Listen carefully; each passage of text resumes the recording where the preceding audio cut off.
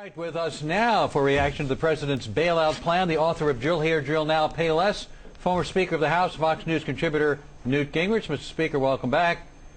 What do you think of this plan? Alan, well, first of all, I'm glad you came on first because I'm talking to you from Oberlin College, a bastion of people who love you and think you're the right guy for this program. So now you know how I feel sometimes sitting talking to you and Hannity.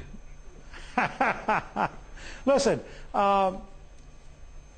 I think this is an appallingly bad plan. I think it will be an engine of corruption.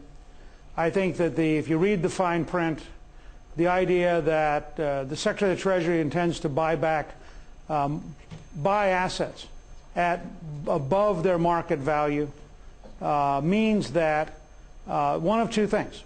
Either the current snapshot model of marking to market is wrong, and we ought to replace it with a rolling mark to market, in which case we'd know the true value. Or the Secretary of the Treasury intends to enrich some people by paying them more than they could get while not enriching other people.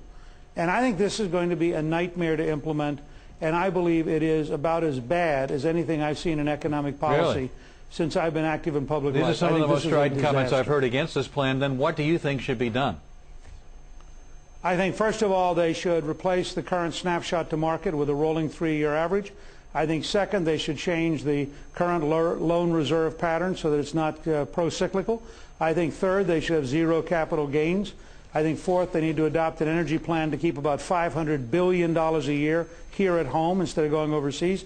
But at a practical level, if they need to open up a window to loan money at Treasury plus 2%, and people want to come in and borrow the money, and the responsibility of a workout, not a bailout, and those people want to work their way out over the next 3 to 5 years, I'm comfortable saying this is a liquidity crisis.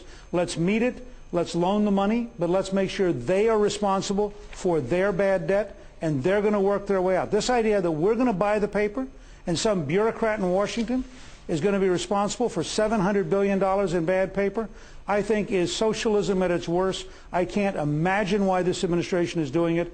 I think it is profoundly wrong, and I hope it is defeated if it comes to the floor in this form. All right, Mr. Speaker, let me ask you this. Let's talk about the political side. There's been a lot happening today. John McCain suspending his campaign, and saying the debate should be put off while this bill is being debated and while this crisis is being solved. Now, as I said to Jack Welch, Barack Obama said today that this is the worst financial crisis we have faced since the Great Depression.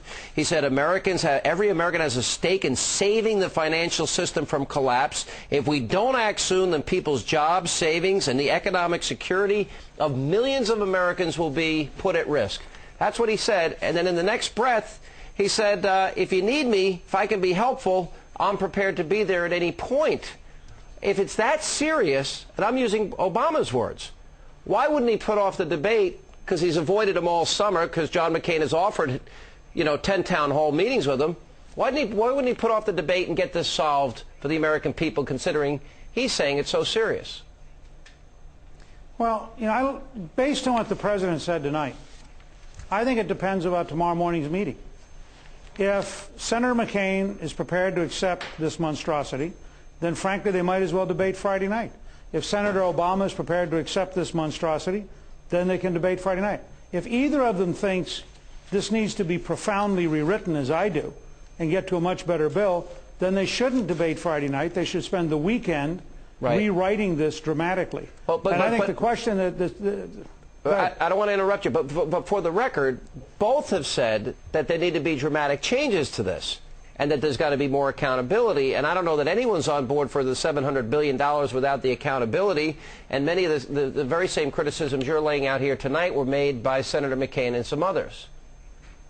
Well, if this is going to be dramatically and substantially rewritten, then clearly they ought to be prepared to meet all weekend. They ought to postpone the debate.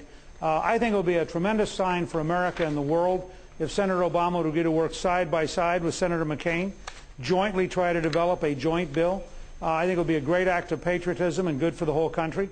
And I think it would put them beyond partisan maneuvering. So I would hope that Senator Obama would reconsider. I think the idea that Senator McCain's prepared to work while Senator Obama wants to go talk doesn't speak well for Senator Obama's judgment? Well, it's certainly, they're not even talking about economic policy. This was supposed to be a foreign policy debate on top of all of this here. The McCain campaign has accused Obama of cheerleading the crisis. The Obama campaign has actually come out with ads using the crisis for a fundraising pitch. Now, one of the things that I noticed about Senator Obama's statement earlier today is he kept bringing up greed on Wall Street. He's got two economic advisors. One was leading up his vice presidential selection campaign, Jim Johnson. He used to work at Fannie Mae. He was a top exec at Lehman Brothers. He made tens of millions of dollars. And the Washington Post had reported that Frank Raines made $90 million in 6 years as the head of Fannie Mae, and that he has been an economic advisor for Barack Obama. How can we solve the crisis and the greed that Obama's talking about if we don't start putting some of these guys under oath and the money that they donated all these, members of the banking committee, et cetera? Well, I was going to say, let's start with putting under oath some of the members of Congress. I mean, Senator Dodd, who will presumably be helping write this bill, was the largest single recipient of money from both Fannie Mae and Freddie Mac. Senator Obama was second. Senator Clinton was the largest recipient from Lehman Brothers. Senator Obama was second. I think Congress ought to also be under investigation. If we're going to look at greed, let's look at the politicians as well as the people who gave to them. And put them under oath under the threat of perjury, the heads of these committees, those that got money from Fannie and Freddie, because that is also a big part of the equation. If we're not going to look at the problems and what caused them, we're going to be doomed to repeat them. Now, by the way, special programming note, you've had a big success with Drill Here, Drill Now, Pay Less, and you'll join us tomorrow night and we'll talk about that. Mr. Speaker, thank you for taking time to be with us. Thank you.